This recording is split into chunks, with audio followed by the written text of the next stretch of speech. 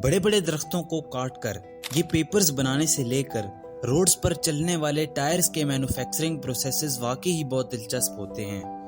इसी तरह के कुछ इंटरेस्टिंग मैन्युफैक्चरिंग प्रोसेसेस दिखाऊंगा मैं आपको आज की इस वीडियो में। अस्सलामुअलैकुम दोस्तों, मेरा नाम है Mohammad Tayyab and welcome to Tycool TV.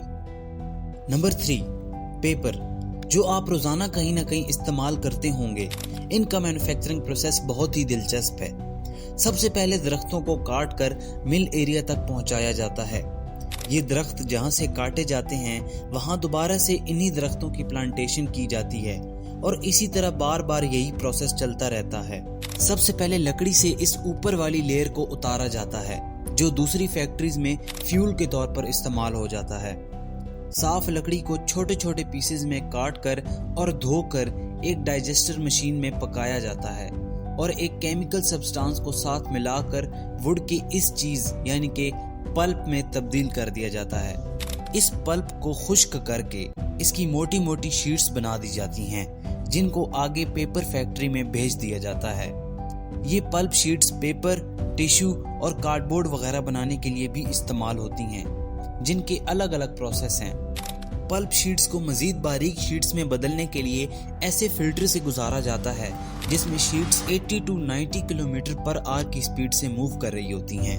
फिर उन बारीक शीट्स में से 50% तक पानी को निकाल दिया जाता है और कुछ मेटेलिक सिलेंडर्स में 100 डिग्री सेल्सियस के टेम्परेचर में रखकर इन शीट्स को बिल्कुल ड्राई करवा दिया जाता है। वैसे तो इस प्रोसेस तक पेपर अपनी शेप में आ जाता है, लेकिन इसके बाद पेपर के पूरे रोलर्स के ऊपर कंपाउंड की कोटिंग की जाती है ताकि इसकी क्वालिटी बेहतर हो जाए। फाइनली इसके बाद पेपर्स को अलग-अलग साइज में काट कर पैकिंग करके मार्केट में भेज दिया जाता है। Number 2, rubber gloves.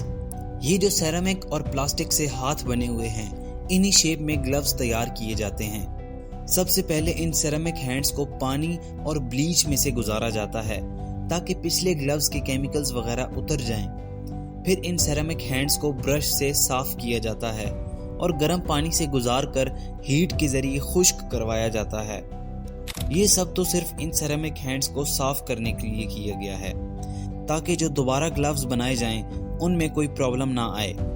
Ceramic hands को एक केमिकल में डिप किया जाता है ताकि रबर लिक्विड इन हैंड्स के साथ ना चिपके।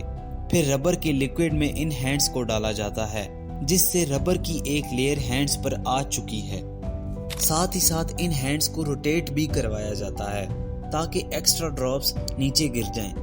फिर इनको एक ओवन में डालकर हीट दी जाती है जिससे रबर खुश्क हो जाती है। इसके बाद ग्लव को ऐसे ब्रशेस से गुजारा जाता है जो ग्लव्स के कफ्स को फोल्ड कर देते हैं। फिर ग्लव्स को सेरामिक हैंड से उतार कर पूरी तरह टेस्ट किया जाता है। टेस्टिंग में इन ग्लव्स में पानी भी भरा जाता है ताकि लीकिंग का पता चल सके। अब यहाँ एक एक ग्लव को चेक नहीं किया जाता, बस कुछ सैंपल्स को चेक किया जाता है जिससे पूरे बैच का पता चल जाता है जो उन सैंपल्स के साथ ही तैयार हुए थे और बस फिर इन ग्लव्स को इस्तेमाल के लिए भेज दिया जाता है। Number 1, tyres. सबसे पहले तकरीबन 10 से 15 मुख्तलिफ इंग्रेडिएंट्स को मिलाकर और हीट देकर उनका एक मिक्सचर बनाया जाता है जिससे ये रबर तैयार हो जाती है। फिर पॉलिएस्टर फैब्रिक की शीट को गर्म रबर से कवर किया जाता है जो एक अलहदा शीट बन जाती है, क्योंकि सिर्फ रबर एक टायर बनाने के लिए काफी नहीं है। इस रबराइज्ड फैब्रिक पर इन धागों से लाइंस बनाई जाती हैं। अब ये एक अलहदा लेयर तैयार हो चुकी है जिसको टायर्स की अंदर वाली साइड पर लगाया जाएगा ताकि टायर मजबूत हो सके। 3 मुख्तलिफ किस्म के रबर फार्मूलास को मिलाकर एक रबर तैयार कर ली गई है जो टायर की सबसे ऊपर वाली लेयर होती है। इसके बाद स्टील केबल्स को तैयार की गई रबर से कवर किया जाता है। ये स्टील केबल्स टायर को रिम पर काबू रखती हैं और टायर रिम से उतरता नहीं है। अब आती है इन सारी लेयर्स को मिलाकर टायर बनाने की। सबसे नीचे एक रबर की लेयर को लगाया जाता है जो कि टायर की ट्यूब के तौर पर काम करती है और हवा को टाइट रखती है। इसके ऊपर उस फैब्रिक शीट को लगाकर एजेस को मोड़कर सील कर दिया जाता है। फिर एक और रबर को फैब्रिक की दोनों साइड्स पर लगाकर सील कर दिया जाता है जिससे टायर के अंदर वाला हिस्सा तैयार हो चुका है। इसके बाद एक रबर की लेयर जिसके अंदर स्टील की वायर्स छुपी हुई होती हैं, उनके ऊपर मजीद रबर और स्टील की कोटिंग की जाती है, जिसके बाद आखिरी रबर की लेयर को लगा दिया जाता है।